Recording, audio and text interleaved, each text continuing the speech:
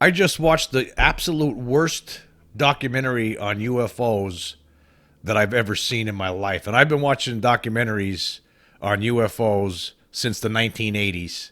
And this was the worst one I've ever seen. And it was that new documentary that called UFO, executive produced by J.J. Abrams, and it's absolute garbage. Let me tell you something, folks. It's absolute trash. It's totally bogus. And it's an embarrassment. It was a four episodes. I just wasted my whole night watching this garbage.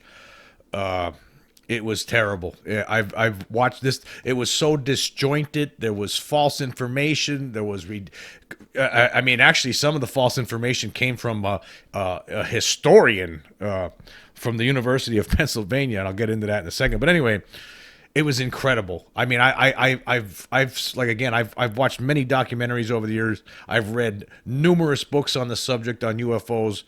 This is the worst thing I've ever seen. For one thing, it focused a lot. Like I could tell you, basically the first two parts focused a lot. Each episode was a little under an hour, like maybe 48, 50 minutes each. It was four parts. And the first two episodes focused mainly on the 2017 admission by the Pentagon and the New York Times report. There was a lot of talk about the New York Times, and this was mostly New York Times. Like that's the end all be all to UFOs. Like they've been against UFOs forever. They've never done any kind of serious investigation. That was the first article really that they published, but because it's the New York Times, who really hasn't really done any research into the UFO subject throughout the years, for some reason the focus is all on them. But it was the focus was on that first, and they spend a lot of time on the Phoenix Lights. Now, some of the stuff, don't get me wrong, some of the things in the documentary were interesting, but the way this whole thing was put together, the people that they brought on, there were two people in particular I want to talk about. There was this. The former international director of MUFON, James Carrion, who was basically, I don't know, this guy's not an expert. I don't know why he was on this show. He's like a semi debunker. He says he's not a debunker, but he's a semi debunker now.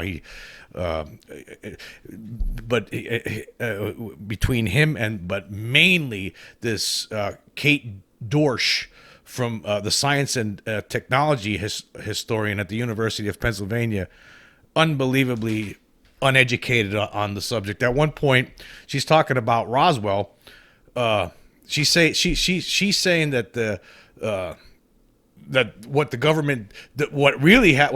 story is, according to her, the Roswell story according to her. I can't believe this actually made it into the documentary. That's how bad this is. I mean, the people who put this together, J.J. Abrams should be completely embarrassed. Showtime should be completely embarrassed. I mean, this is a turd. This show is a turd. Let me tell you something. This is the historian, the science and technology historian that they from the University of Pennsylvania. This is what she's trying to contend. This Kate Dorsch was trying to contend that what happened in Roswell, the story according to her about Roswell, is that some low level a kid from the Air Force went out to this ranch. Actually, she called it a farm. It was a ranch, right, outside of Roswell. It was Mac Brazel, and it was actually this low-level kid was actually the top intelligence officer at the only nuclear bomb facility in the whole world at the time, Jesse Marcel. Okay, she's calling him a kid. Went out and identified a balloon. So the Air Force changed the story to say that it was actually a flying saucer. What? Right? And then she said this led to people believing in alien abductions that led to the Betty and Barney Hill case that happened in the 1950s, she said. Quote, the 1950s, which didn't happen until the Betty and Barney Hill thing didn't happen until 1961, and nobody really knew about it until the mid-1960s. They didn't even know what happened until like 63, till they had their hypnotic sessions. But anyway, that's beside the point. This person that they brought on to talk about these things had no idea what she was talking about. None whatsoever. She thought, now let's go through this again. Now, the whole Roswell story, and now also this basically the documentary was going along with the Air Force line that what people saw were dummies anthropomorphic dummies that were dropped. They used that as they went along with the line that was given out by the Air Force in the late 90s, which we all know was a lie. Okay, but anyway, she doesn't even know what she was talking about when it came to Roswell. This person, I'm still stunned that Showtime put this, that there's no quality control there to look at this and look at the facts and. But anyhow, like she says, so basically what her story, the Roswell story, is that they found a balloon. They call it a balloon first and then change it to a UFO, a flying saucer. No.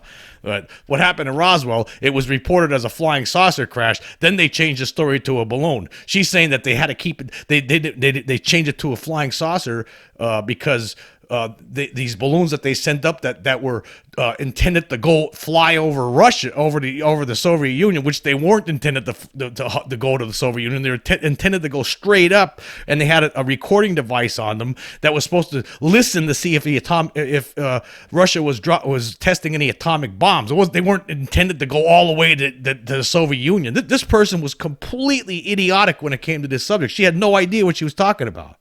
None. I mean, as we know, what happened at Roswell was that a flying saucer crashed. Mac Brazel went into Roswell. Later on, he went. Sheridan Cavett and Jesse Marcel went out there with them. They collected a lot of the wreckage, and they came back with it. They said, that's how. And then later on, the story came out later on that the United States Air Force. Army Air Forces had captured a flying disc, but they hurried up and covered that story up. It wasn't the other way around, whatever she was talking about. But anyway, it was incredible to see something like this, and really there was a lot. It wasn't this documentary looked good, right? It was professionally put together, but whoever did the research, they really didn't do any research. It was completely disjointed. There was an effort throughout the whole thing to pretty much. Vilify people like Lou Elizondo, and I was waiting for the payoff on that, but it never came. There was this effort going on. It was not just him, but some other people in the government, and the billionaire Robert Bigelow, and it was just a disjointed mess. For people out there who know about these things, who've seen other documentaries on this subject. Who've read books about these things and followed this thing. I mean, it was just incredible stupidity. Actually, some of the people, like they had George Knapp on there, and of course, he was good, and they had the guy from the Black Vault on there. I mean, I don't know about him anymore either. I mean, I'm not sure about that guy. I mean, he's really pro. This is our stuff. No, buddy. Let me tell you something. I've seen one of these things, and believe me, it wasn't our stuff. And let me tell you something else. One of these creatures, right, was in my room when I was a kid, right? And believe me, it wasn't somebody from the government, okay? In the 1970s, I can tell you right now, it wasn't somebody from the government, all right? No.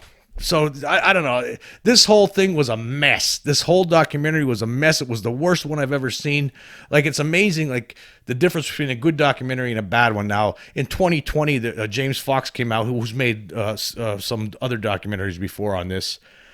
He had the movie The Phenomenon come out, and that was good. I mean, in 2 hours, he really, especially for people who are unfamiliar with the subject, if they were to watch that, there was really good information in that thing.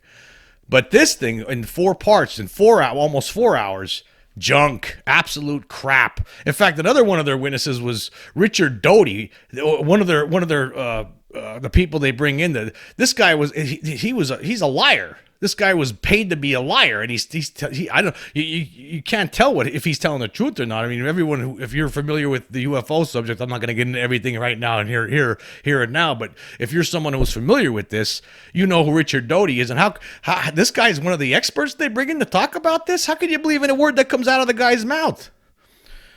Anyway, this thing is garbage. It's a turd. I'm going to tell you something. It's a turd. In fact, I saw turds floating around in the toilet before I flushed it that were more interesting than this documentary. That's how bad this piece of crap is. This is a complete turkey, complete garbage. I just I give it big time. Don't go. Big time no. Don't watch it. Don't waste your time. Luckily, I got the show. I didn't have to pay for it. I got Showtime on a 7-day trial tonight just to watch this series because I read it. I noticed that some people were talking about it on Reddit, and wow, this was the worst one. Over the years, I've seen there's some bad ones out there, believe me. Right, but this is an embarrassment. I mean, even debunkers would be embarrassed at this. I mean, have a debunker come out and they hear this, they'd probably be, ooh, their faces would turn red. They'd blush because they would see this Kate Dorsch come out talking like she had no idea what she's talking about. None. There was some other guy, some other historian too. I believe he was from the University of Pennsylvania, who made the incredible statement. I don't have this guy his name written down. And really, frankly, I don't care what his name is. But he came out and said he started getting into this because he realized that there were no other historians involved in it. What's he talking about? No other historians were looking into UFOs. What's he talking about? What about Richard Dolan, who wrote the UFOs and the National Security State volumes 1 and 2? What's he talking about? A lot of the people they had on this show did not know what they're talking about. And the people who made it had they did not have a grasp of the history of this. It was so unprofessional. I mean, it looked good. Editing and the imagery, a lot of the imagery, right? It looked good the way it was put together and edited, pieced together. It was done professionally, of course, right? But the content was just garbage. It was just a lot of the stuff you already knew. I mean, and there was a lot of preposterous analogies made by like how this guy, this James Carrion, this former international director of MUFON. I mean, it was just a preposterous. I'll tell you what, you'd be angry if you're someone who was into UFOs and you enjoy reading about this subject and researching it. Basically, that guy, he's saying that this is a religion. This is not a religion. Okay, not for me. I've experienced this stuff, right? I'm not some crackpot. That's another thing. They're using the word crackpot a lot for people who got abducted. Okay, it insults your intelligence. This thing. He's saying it's a religion. This James Carrion, he doesn't know what's going on. Okay, that's fine, but it's not a religion, man. I'm just like, even though I've seen one of these, I want to know more about them. I want to know more. There's people out there who know that it's that they're here, that it's really going on. They just want to know more. You're one of these people. You don't know what's going on. But the way this show portrays it, it makes it look like it just makes it look like that. That's his idea is the way it is. I mean, the way he sees things are the way things are. I mean, they really gave this. They give this guy a lot of time to talk, just like Kate Dorsch. They give her a lot of time. It's just awful. Now they did have Leslie Kean on there, and she had some good things to say. Again, there were parts of this that I had no problem with, but it was just so disjointed. It's so funny how the 2-hour documentary by James Fox last year, The Phenomenon, was able to really paint a broad picture and do it, intelligently and give a lot of information all within that 2-hour frame. This thing, it's stuck on a few different topics. Basically, it's stuck on John Mack a lot. There was a lot of talk about John Mack and how everyone thought he was when he got killed in a car accident back in 1994 in 2004 when he was in the UK that it was a conspiracy, that he was killed in a hit and run, and it was not everybody thinks that. I mean, but they make it sound like anybody who believes in those things, like there's all these crackpots out there.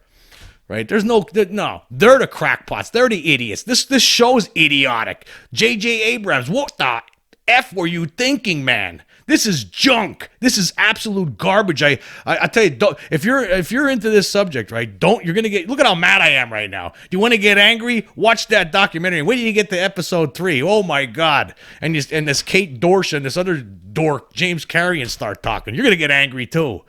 So if you want to keep your blood pressure down, if you're very interested in this subject, stay the hell away from this. Don't get a subscription to Showtime just to watch this. If for some reason you got to see it just to see how the disaster that it is, right?